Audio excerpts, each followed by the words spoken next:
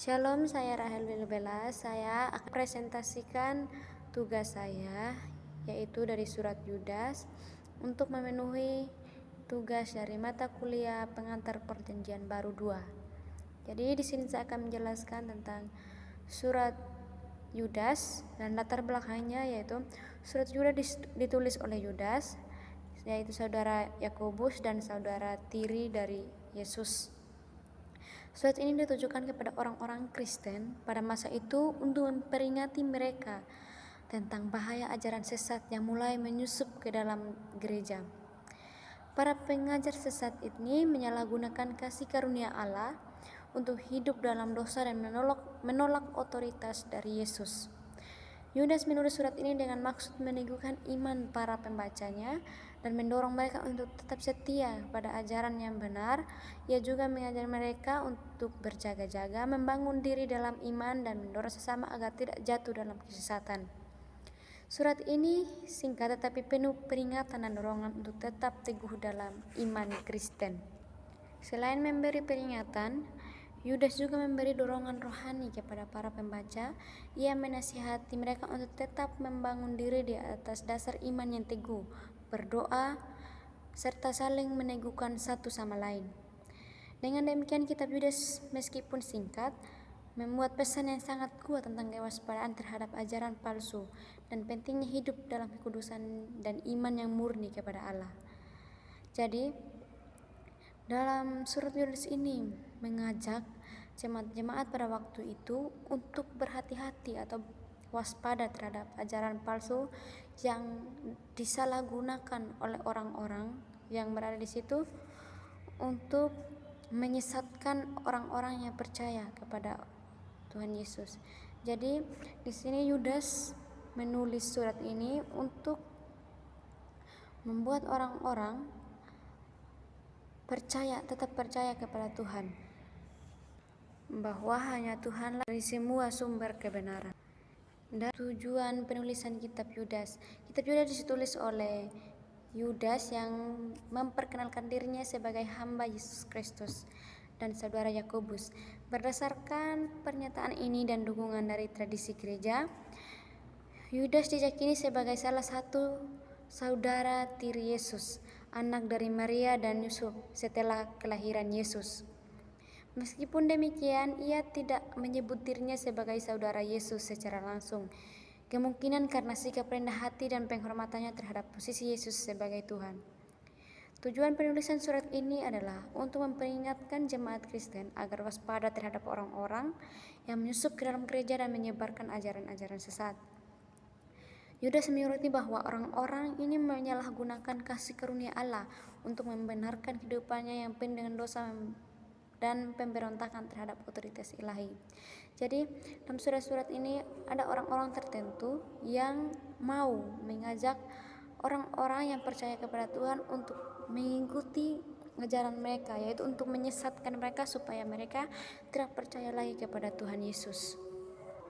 Dan juga Yudas mengingatkan jemaat tentang penghakiman Allah atas mereka yang tidak taat dengan memberikan contoh-contoh perjanjian lama seperti bangsa Israel yang tidak percaya, malaikat yang memberontak, serta kota Sodom dan Gomora. Selain memberi peringatan, Yudas mendorong umat percaya dan tetap teguh dalam iman, membangun diri dalam kasih Allah, berdoa dalam Roh Kudus, dan saling menolong dalam kasih sambil menantikan rahmat Tuhan Yesus Kristus yang membawa kepada hidup yang kekal. Jadi tujuan dari surat Yudas ini adalah Yudas mengajak jemaat-jemaat yang waktu itu agar mereka tetap teguh dan percaya kepada Tuhan, supaya mereka tetap tidak mengikuti ajaran palsu, sehingga Yudas memberikan contoh-contoh penghakiman Allah kepada orang-orang yang tidak percaya kepada Tuhan, sehingga mereka mau kembali untuk percaya kepada Yesus Kristus. Dan tahun dan tempat penulisan surat Yudas, kitab Yudas diperkirakan ditulis antara tahun 60 hingga sampai 80 Masehi. Dan tempat penulisan surat ini juga Tidak disebutkan secara eksplisit, namun karena Yudas adalah seorang pemimpin Kristen Yahudi dan saudara dari Yakobus, pemimpin jemaat di Yerusalem, besar kemungkinan surat ini ditulis dari wilayah Palestina atau daerah sekitar yang dimana komunitas Kristen Yahudi cukup kuat.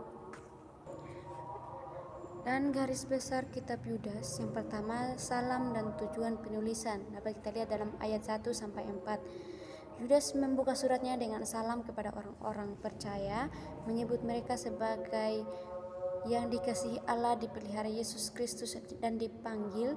Ia menyatakan bahwa awalnya ia ingin menulis tentang keselamatan bersama, akan tetapi karena situasi mendesak ia merasa perlu menasihati mereka untuk berjuang bagi iman yang sejati, karena telah menyusup orang-orang fasik ke dalam jemaat. Terus yang kedua, peringatan tentang penghakiman atas orang fasik dapat kita lihat dalam ayat 5 ayat yang ke-16. Yudas juga menggambarkan karakter orang-orang sesat. Mereka mencemarkan tubuh, menolak otoritas, menghujat malaikat, hidup menurut hawa nafsu, dan menyebabkan perpecahan. Yudas juga menyebut mereka sebagai awan tanpa hujan, pohon tanpa buah, dan bintang yang sesat. Bahkan ia mengutip nubuat Henokh tentang penghakiman yang akan datang atas mereka. Dan yang ketiga, nasihat bagi orang percaya dapat kita lihat dalam ayat 17 sampai ayat yang ke-23. Yudas mengajak jemaat untuk mengingat peringatan para rasul bahwa akan datang seorang yang mengejek hidup menurut hawa nafsu mereka. Ia menasihati jemaat agar membangun diri dalam iman yang suci, berdoa dalam Roh Kudus, menjaga diri dalam kasih Allah, menantikan rahmat Tuhan Yesus untuk hidup kekal, menolong mereka yang ragu-ragu atau terjatuh. Dan ajaran teologi dari surat Yudas yaitu yang pertama, keselamatan oleh anugerah Allah. Yudas menulis kepada orang-orang yang telah dipanggil, dikasihi dalam Allah Bapa, dan dipelihara dalam Yesus Kristus, dapat dilihat dalam Yudas 1 ayat yang ke-1. Ini menunjukkan bahwa keselamatan adalah karya Allah, bukan hasil usaha manusia. Orang percaya hidup dalam pemeliharaan kasih karunia Allah yang menjamin keselamatan mereka. Terus yang kedua, peringatan terhadap ajaran sesat. Salah satu ajaran utama Yudas adalah kewaspadaan terhadap orang-orang yang menyalahgunakan kasih karunia Allah untuk hidup dalam dosa, dapat dilihat dalam Yudas 1 ayat yang ke-4. Yudas menekankan bahwa ajaran yang menyimpan dari kebenaran Allah bukan hanya berbahaya, tetapi juga akan membawa kepada penghakiman yang kekal. Ia mengajarkan bahwa kebenaran doktrinal dan moral tidak bisa dipisahkan dalam kehidupan Kristen. Dan bagian yang ketiga, penghakiman Allah yang pasti. Yudas menegaskan bahwa Allah akan menghukum mereka yang hidup dalam ketidaktaatan dengan contoh-contoh sejarah dari Perjanjian Lama, yaitu Israel yang tidak percaya, malaikat yang jatuh, dan Sodom dan Gomora. Ini memperlihatkan bahwa Allah adalah adil dan dosa tidak akan luput dari hukuman ajaran. Ini menekankan aspek kekudusan dan keadilan Allah. Bagian yang keempat, pujian kepada Allah yang berdaulat. Surat ini diakhiri dengan doksologi yang sangat kuat, yaitu Yudas 1 ayat 24-25. Menyatakan bahwa hanya Allah yang berkuasa untuk menjaga orang percaya dari kejatuhan dan membawa mereka ke hadapannya dalam kekudusan dan sukacita. Ini menekankan kemahakuasaan dan pemeliharaan Allah atas umatnya. Dan kesimpulannya dari saya itu, kitab Yudas adalah sebuah surat pendek namun kuat yang memberikan peringatan serius kepada umat Kristen tentang bahaya ajaran sesat dan hidup dalam dosa. Penulisan Yudas, saudara Yakobus dan saudara tiri Yesus, menyampaikan pesan bahwa iman Kristen yang sejati harus dipertahankan dan dijaga dari pengaruh orang-orang yang menyusup ke dalam gereja untuk menyesatkan umat. Ia menekankan bahwa Allah tidak membiarkan kejahatan tanpa hukuman dan memberikan contoh sejarah tentang hukuman atas ketidaktaatan, termasuk Israel yang tidak percaya, malaikat yang terjatuh, dan kota Sodom dan Gomora. Namun di tengah peringatan itu, Yudas juga memberikan dorongan rohani yang kuat.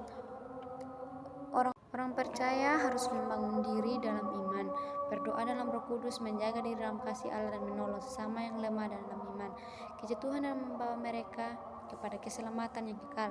Kitab Yudas mengajarkan bahwa iman yang benar harus dijaga dengan serius, bahwa Allah akan menghakimi kejahatan dan bahwa kasih karunia-Nya memampukan orang-orang percaya untuk tetap setia sampai akhir.